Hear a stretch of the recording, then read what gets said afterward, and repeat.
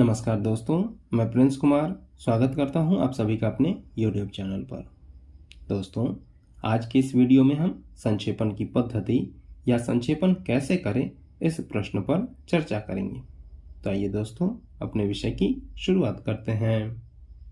दोस्तों, पूर्व के वीडियो में हमने संक्षेपण के विषय में लगभग सारी जानकारी प्राप्त कर ली। अब जानते हैं कि संक्षेपण कैसे करना चाहिए।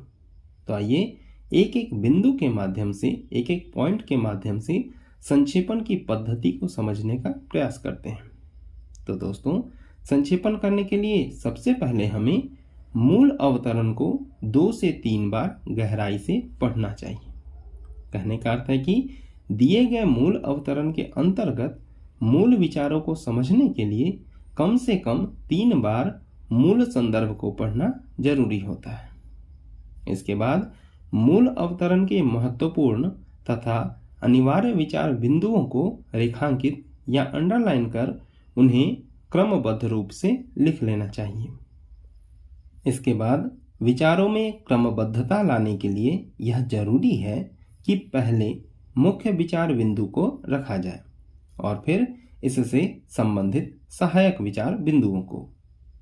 अगला पॉइंट है कि संक्षेपण के लिए यह आवश्यक है कि उसमें अपनी ओर से न तो कोई टीका टिप्पणी की जाए और न ही कोई अपना मौलिक और स्वतंत्र विचार जोड़ा जाए।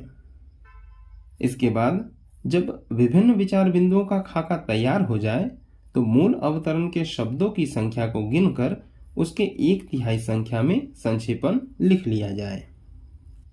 तत्पश्चात यदि किसी निश्चित शब्द सीमा या शब्द संख्या में ही संक्षेपण तैयार करने को कहा गया है तो उतनी ही शब्द संख्या में संक्षेपण प्रस्तुत करना चाहिए, चाहे वह शब्द संख्या 1/3 हो या न हो।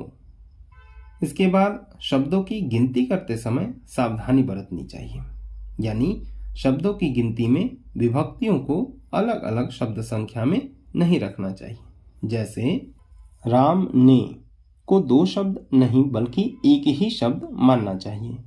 इसी प्रकार से सामासिक पदों में भी 2 सामासिक पदों को 2 नहीं एक ही मानना चाहिए।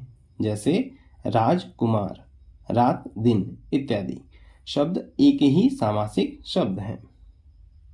अगला बिंदु है कि संक्षेपण में एक सटीक और संक्षिप्त शीर्षक देना चाहिए जो संक्षेपण के मूल विषय से संबंधित हो तथा आकर्षक भी हो।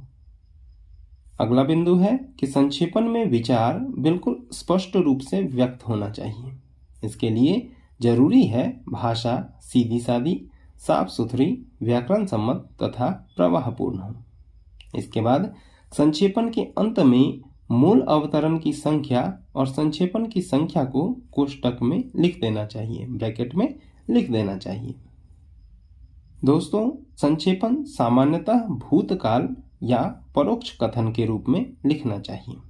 और अंतिम बिंदु है कि संक्षेपण में हमेशा अन्य पुरुष का प्रयोग करना चाहिए।